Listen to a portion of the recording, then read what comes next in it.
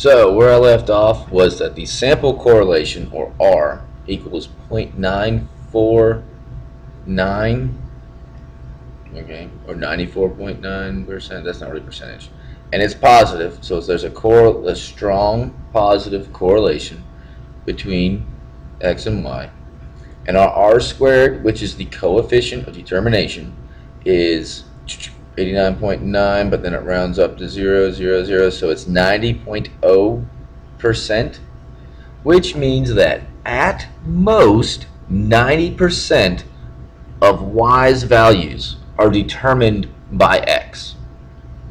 That also means, since 100% minus 90% is 10%, at least 10% of y's value is due to some lurking variables out there. All right. Remember, a correlation coefficient, the linear regression line, is going to show correlations. It will not show causation. It can eliminate causation and say, look, there's no way that these two things are associated. But it'll tell you at most what percent of x or what percent of y is determined by x, and at least how much is lurking out there. Now, let's be really amazed and check out a quick Excel file.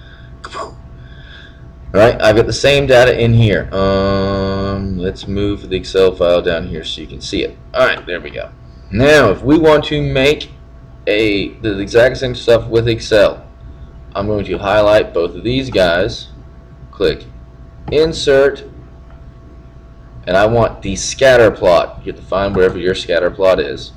And I would like to do this one here where it's got straight line. No, actually I want just a plain old scatter plot to do on this one. I was forgetting my place.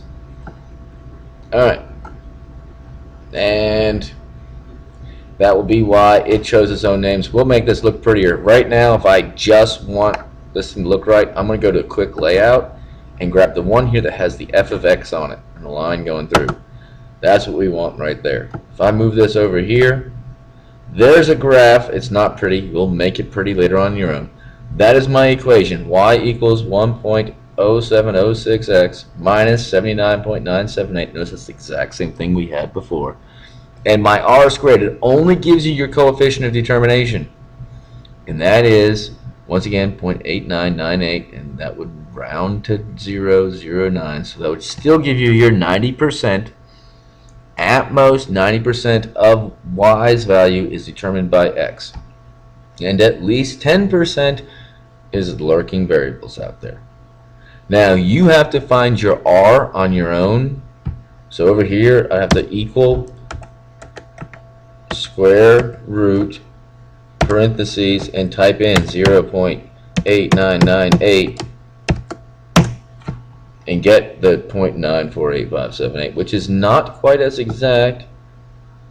It's pretty close. It's not quite as exact when you get farther into the decimals as the calculator, but it's there. And then you have to look at the line and know whether it was positive or negative. The line goes up as it moves to the right, so it was a positive R. Right? If it had moved down, your Excel is still going to give you a positive square root, so you would have to know that it was negative. So while this is really fast and the calculator seems a little bit slower, we'll do this for your project, by the way. It'll do the calculator most of the time in class because that will be much more handy. The calculator will give you your true R value. And what I did not show you is once you've done this with the y equals on stuff, it puts the function here in y. If I want to graph to it, I can still just zoom 9 and come on. Oh, wait a minute, I gotta turn my stat plot off. No, it is off. Y equals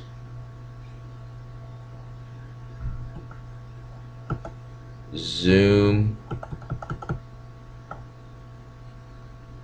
to the statistics.